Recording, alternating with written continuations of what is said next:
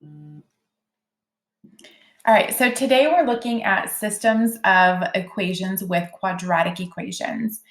So you guys have seen systems of linear equations in previous math class, and now we're going to see what that looks like with quadratics. For your essential question, I want you to answer, what does it mean to be a solution of a system? But before we get to our guided practice problems, I want to take a look at a couple of things first. So back in Unit 5, we did some solving of quadratics where we used the quadratic formula, or we used factoring or square roots to solve equations. And at the very beginning of that unit, we saw what it looks like to actually solve. Like, what is it that we're looking for? So if we had, for example, x squared minus 2x minus 1. If we were to graph this on a coordinate plane, we would have to find the vertex, which would be x equals negative b over 2 times a, and we would end up with a vertex of 1, negative 2. And using our graphing pattern, up 1 over 1, up 4 over 2,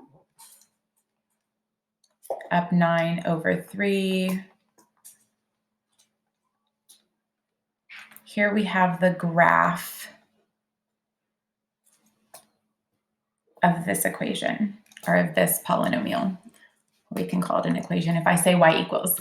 But what if I said, okay, what about x squared minus 2x minus 1 is equal to 2? Now, recall when we first looked at solving, I said, okay, well, here we have the equation, which we've already graphed, of x squared minus 2x minus 1. But now we want to see, where does that equal 2? So on the graph, we go to where y equals 2, and we can see that our graph equals 2 at x equals 3 and at x equals negative 1. So we did talk about finding x-intercepts, which is where it would equal 0. But in this particular case, because our equation is equal to 2, we're not looking for the x-intercepts. We're looking for the points where the graph equals 2. And so that would be at these 2 points here. So basically, if you drew a line through where y equals 2, it's any point on that line where your parabola is crossing. But what if we instead took x squared minus 2x minus 1, and instead of setting it equal to just a single number, we set it equal to another expression. So let's say we had negative x plus 5. So here, we already have this quadratic piece, the x squared minus 2x minus 1. We graphed that previously. But what if we then graph negative x plus 5, which is a linear function? We have a slope of negative 1, a y-intercept of 5, and we put that on the graph as well. We're looking to see, when does the graph of x squared minus 2x minus 1 equal the graph of negative x plus 5? So we take these, we put them on the graph. We have a y-intercept at positive 5, a slope of negative 1. So we go down 1 over 1, down 1 over 1, down 1 over 1, or up 1 to the left 1, up 1 to the left 1. And what you can see here, if I could draw a line, is that we have 2 points of intersection where these functions are equal to each other. So where does x squared minus 2x minus 1 equal negative x plus 5? At 3, 2, and at negative 2, 7. And so this is what's considered a system of equations, where you have multiple equations in the same variables, and we're looking to see, when do these graphs intersect, or where are these 2 equations equal to each other? So that's what we're looking at with our systems today.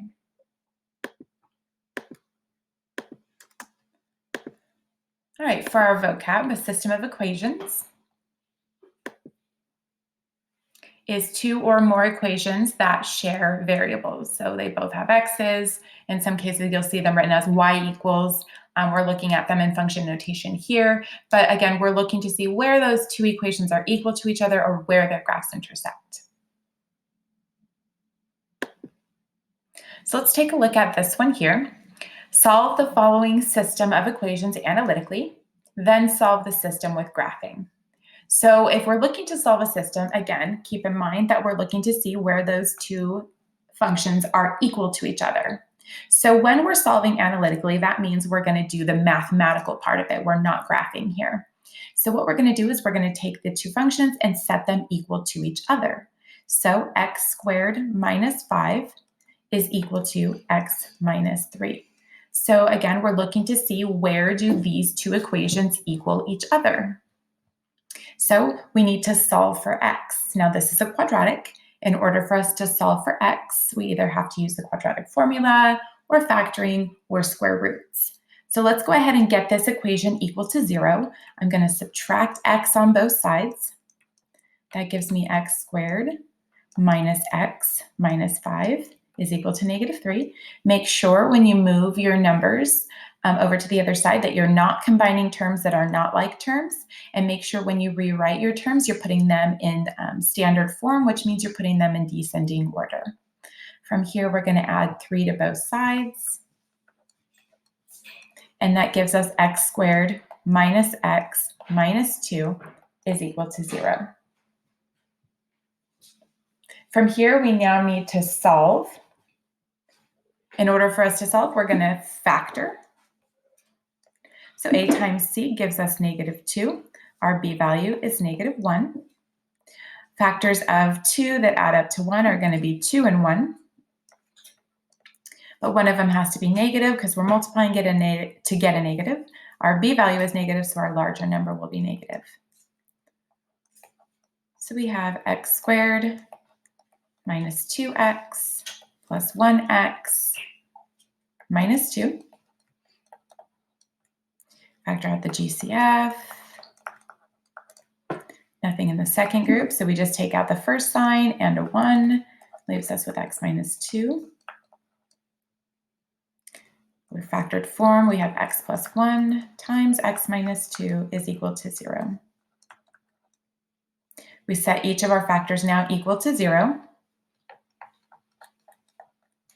So x plus 1 is equal to 0. X minus 2 is equal to 0. We add the 1.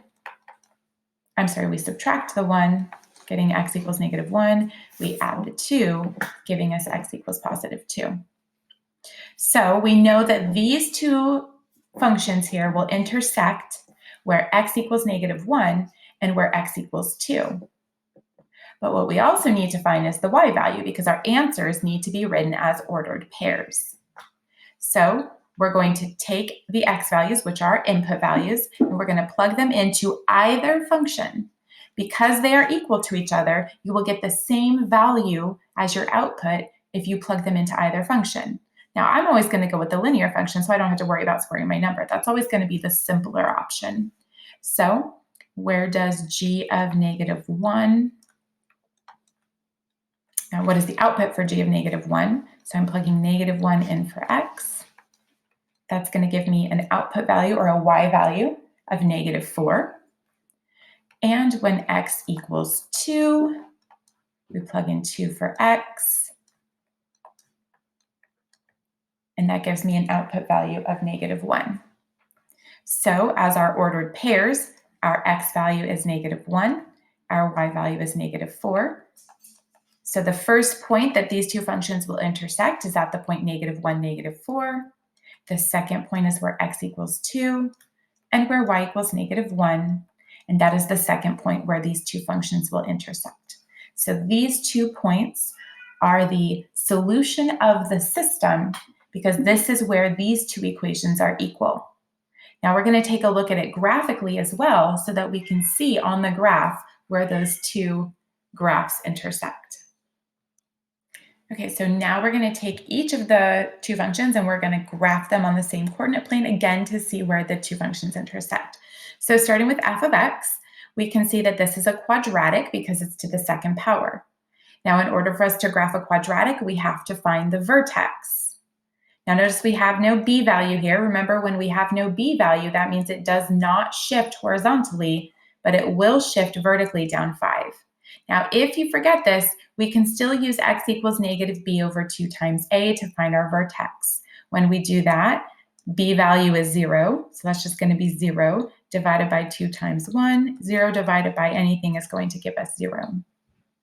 So we have a vertex at 0, comma something. We plug that back in. 0 squared is 0, minus 5 is negative 5. So again, when you have no b value, there will not be a horizontal shift. You will just shift vertically however much c is. So this function has a vertex of 0, negative 5. A value is 1, so we go up 1 over 1, up 4 over 2, up 9 over 3. I think 16 is going to put us off that graph.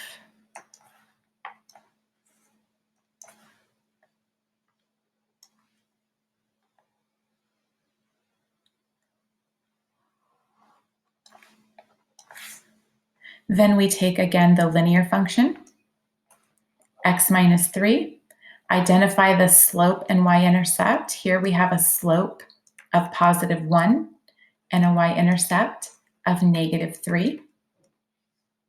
We start with our y-intercept at negative 3, and then from there use our slope, up 1 to the right one, up 1 to the right one, down 1 to the left one.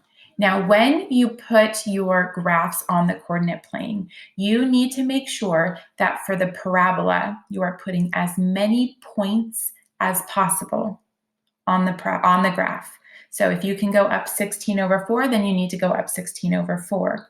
With the linear function, you need to put as many points on the line as possible until you actually have 2 points that overlap on the two graphs. So now that we have that, we can draw our line and we can see where our two functions intersect. So here we have the point negative 1, negative 4. And here we have the point 2, negative 1. Now, if you compare that to what we found on the previous slide, when we found our answers analytically, you'll see that we have the same two solutions. And that is solving systems analytically and solving systems graphically.